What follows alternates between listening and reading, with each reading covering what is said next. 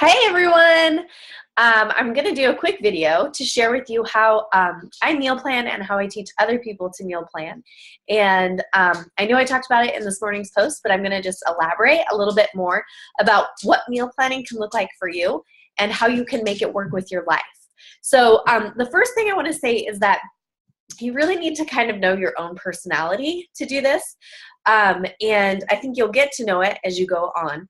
But I want you to keep it as simple as possible in the beginning. Don't go out there just searching for all these elaborate 21-day fix approved or fix approved recipes.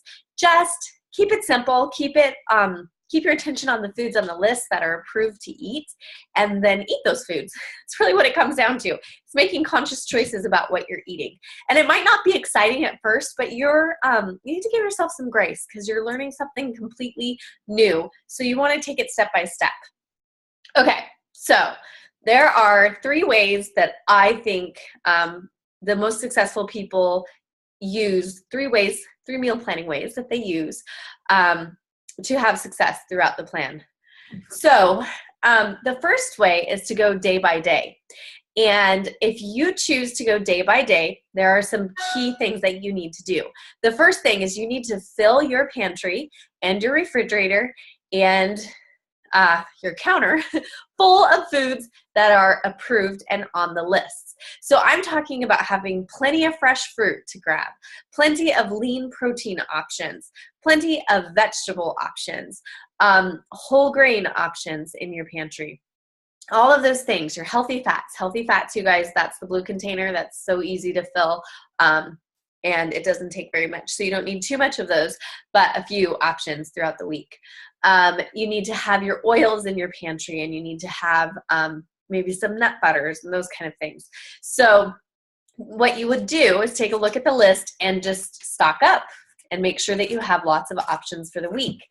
And then day by day, as you eat, in the back of your little meal plan booklet, your booklet that talks about the containers, you'll find these little charts, and you can either make one of your own or you can use these charts right here, but it just says meal one, and then you go through and you check off what you eat. So for instance, if meal one, I woke up and I ate eggs and spinach and I had it on a piece of toast, then I would check off a green for the spinach, a red for the eggs, and a yellow for the piece of whole grain bread that I had. And if I decided to spread a little coconut oil on my bread or used it in the pan to cook my eggs, I would check off my teaspoon also. And then you go through, and what you'll want to do is put the number of containers that you get to, the number of times you get to fill each color on the top. So you only make sure that at the end of the day when you tally down, for instance, I get 3 green containers, I would want to make sure I only used 3. So it's super simple like that.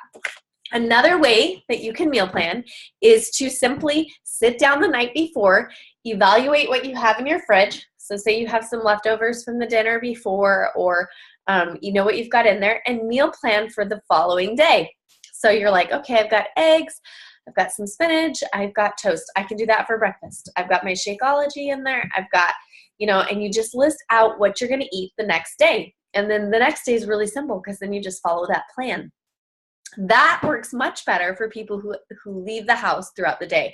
I have the luxury of being able to do it the check off way because I'm at home a lot more. If you're leaving the house for work, then you need to know what you're packing in your lunch, fills up the containers, and also that you have room for your dinner at the end of the day.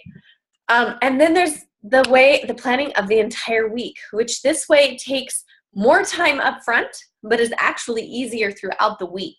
And what I love about this is that you leave yourself little room for error because you can take a look and you can be like, okay, on Thursday nights, I have basketball. So I need to make sure that dinner takes only 30 minutes to make, or dinner's in the crock pot and ready to eat so we can eat quickly and get out the door to basketball. So those are the 3 main ways that I suggest you meal plan. And you need to just know what works for you. Don't be afraid to try one way for a couple of days and be like, okay, this is not working. I'm running to the grocery store every 5 minutes or whatever the problem is, and move to a different way. When I plan out a whole week, I tend to have tons of leftovers for some reason. And so then usually my following week is just more eating meal by meal and checking them off. So figure out what works for you, and if you have any questions, post them below, and I'm going to be happy to answer them. I have some women in here who've been doing this plan for a long time, and they're meal planning pros. They'll also chime in with their different suggestions as well. So, all right, that's meal planning in a nutshell.